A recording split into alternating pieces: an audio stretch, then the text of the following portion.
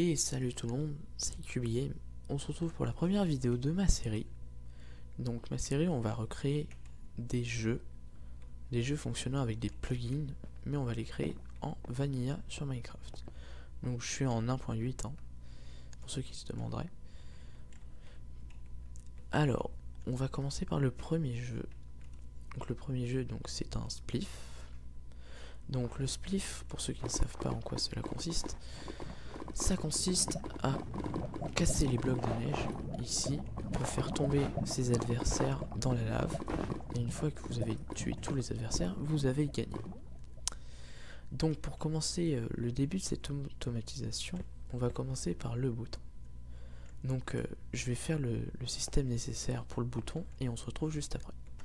Et donc voilà, j'ai construit le système et donc maintenant on va voir comment il fonctionne et à quoi il sert. Donc déjà nous avons ces deux command blocks qui fonctionnent ensemble et qui vont permettre de faire une cloque rapide pour activer ce command block.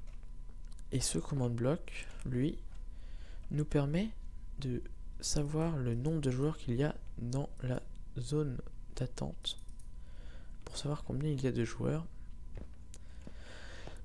Et donc savoir ça va nous permettre ensuite de dire si quand la personne va vouloir commencer le jeu, pourra ou non commencer le jeu. Donc je m'explique, donc si la personne est toute seule, il n'y aura pas assez de joueurs vu que cette personne est toute seule.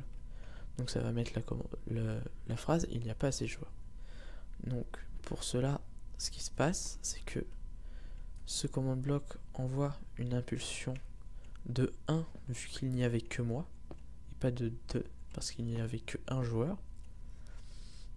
Et donc ça va éteindre cette redstone, cette torche, ça va activer cette torche et ce repeater, et donc ici ce repeater sera allumé. Et en fait ce qui se passe, c'est quand on appuie sur le bouton, ça vient mettre un bloc de redstone ici qui vient pousser ces pistons et donc envoyer la redstone dans le bloc et envoyer le message il n'y a pas assez de joueurs. Ça c'est juste pour enlever ensuite le bloc de redstone. Donc ce qu'il faut faire, c'est quand il y a 2 joueurs, donc ça envoie l'impulsion jusqu'ici, ça éteint ces torches, ça allume ceci et ce repeater, et quand on va appuyer sur le bouton, et ben ça va mettre, le spliff va commencer. Mais le problème, c'est que si je laissais ça sans ces deux commandes blocs, que je vais expliquer à quoi il sert justement, si je laissais ça comme ça, donc ça sera l'autre joueur. Ça va mettre, le spliff va commencer, mais aussi qu'il n'y a pas assez de joueurs.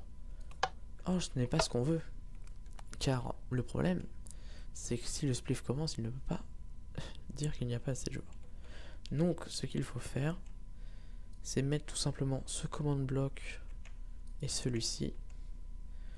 Donc celui-ci, ce qu'il va faire tout simplement, c'est quand il y a 2 joueurs, donc ici ça sera plus alimenté, là ça va être alimenté et ça va dire à ce command block, ici tu enlèves ce bloc. Donc comme ça, quand on appuiera sur le bouton, ça fera descendre ça, mais ici ça ne pourra pas être alimenté car il manque le bloc. Et quand le courant reviendra,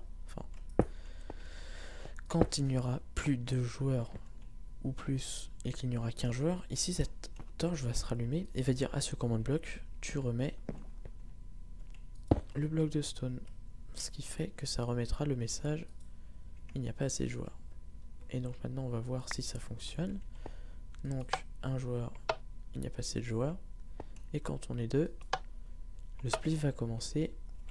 Et pour être sûr que ça ne le met pas, voilà, le spliff va commencer et c'est comme ça que ça fonctionne.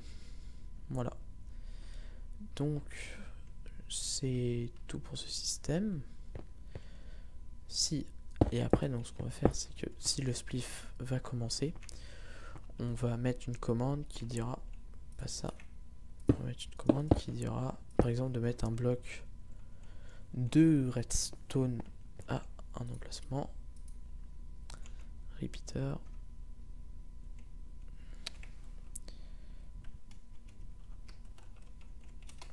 Voilà. Voilà. Donc on va dire ici de mettre un bloc de redstone qui alimentera des commandes blocs. Et on va voir ça tout de suite. Et voilà. Donc les trois en fait, les commandes blocs que j'allais mettre ici, ça sera juste pour téléporter 6 joueurs, donc 6 joueurs au maximum, ici dans chacun des box. Donc ensuite, donc il y aura la box du joueur 1. Donc ça sera celle-là par exemple, ce sera 1, 2, 3, 4, 5, 6, 7, 6. Donc pour chaque joueur. Et donc quand ils seront dans ces boîtes, ils recevront tout ce qu'il faut pour le bon fonctionnement du spliff. Donc ils passeront en game mode 2. Donc ça mettra le joueur dans le rayon le plus proche, dans un rayon de 4. Donc ce sera la personne là en game mode 2. Donc comme ça ils pourront plus rien casser. Ça va lui vider son inventaire. Ensuite on va lui donner un effet de mining fatigue, donc pour qu'il ne puisse pas casser le bloc au début. Ensuite donc mining fatigue. Ensuite on va leur donner une pelle qui sera incassable. Après il faudra que je rajoute le fait qu'elle puisse casser de la neige. Et on va leur mettre un score, donc à l'objectif Spliff J pour calculer le nombre de joueurs. Ça on verra ça après. Et ici ça les téléportera à leur position dans le jeu. Voilà pour cette partie là. Donc ensuite je vais expliquer toute la partie avec le fameux scoreboard Spliff J. Petite précision avant de partir sur les scoreboards, les command blocs ici ne sont pas tous alimentés ensemble, hein. C'est ces trois là ensemble, ces trois là fonctionnent par trois, ces trois là, après ces trois là, après ces trois là, etc. Voilà. Donc en fait non, on fera les scoreboards plus tard parce que ça sera pour la fin du jeu quand il sera terminé. Donc on va plutôt s'attaquer à la suite une fois que les gens sont téléportés dans l'arène. Donc qu'est-ce qui va se passer quand ils seront dans l'arène? Donc ils auront leur pelle. Ils sont sur, par exemple, ici sur ce bloc. Le problème, c'est qu'il y aura un décompte avant que la partie se lance. Mais ils pourront bouger avant le temps si on laisse ça comme ça. Donc ce qu'on va faire, c'est qu'ici, il y a une structure que j'ai faite qu'on va cloner tout simplement à chaque position où il y aura un joueur au début. Donc quand le joueur il sera téléporté, il sera dans la boîte et il ne pourra pas sortir. Et quand on lancera le jeu, donc je sais pas si là je l'ai activé, voilà, on clone le tout là-bas. Donc ici il y a les blocs, ils y sont, ils y sont, ils y sont, ils y sont. Et donc quand ça mettra que la partie commencera, il y aura tout simplement à remplir la zone d'air comme ceci, et il n'y aura tout simplement plus les barrières et les gens pourront se déplacer. Ensuite donc maintenant on va pouvoir faire les scoreboards et voir à quoi ils vont servir. Donc tout simplement les scoreboards vont servir à connaître le nombre de joueurs qu'il reste encore en vie. Donc ce que je vais faire, c'est que je vais continuer ma cloque que j'avais continué de ce côté là. Donc en fait c'est une cloque qui enlève de la stone qui la remet, donc instantanément ça remet, tac, ça signifie que la cloque fonctionne. Donc on va faire un test fort. Tous les joueurs qui ont un score Spliff J minimum, donc min, égale à 1. On va tester tous les joueurs qui auront un score Spliff min égale à 1. Voilà. Donc en sortie, on met un comparateur que je n'ai pas. Tac. Voilà. Donc là, ça teste qu'il y a que moi qui ai un score de spliff J égale à 1. Donc si je change mon scoreboard player set spliff J à 0, ça s'éteint parce qu'il n'y a plus personne qui a un score spliff J égale à 1 ou plus. Donc là, il n'y a que moi. Donc qu'est-ce qu'on va faire tout simplement?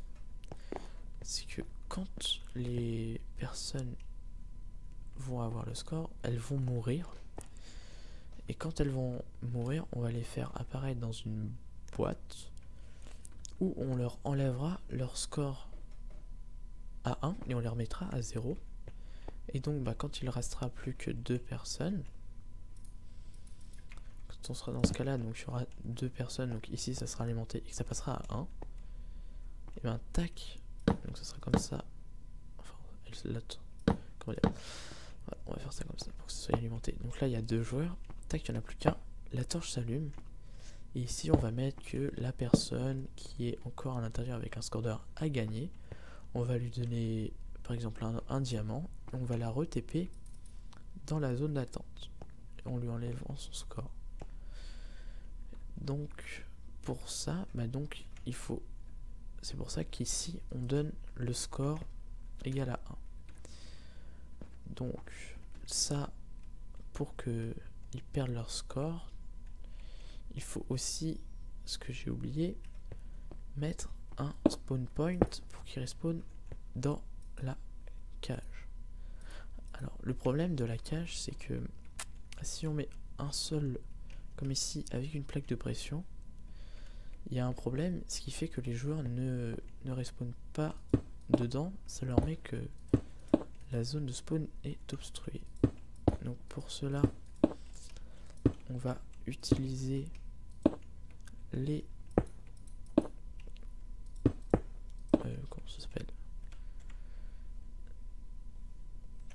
je sais plus comment ça s'appelle, je suis désolé.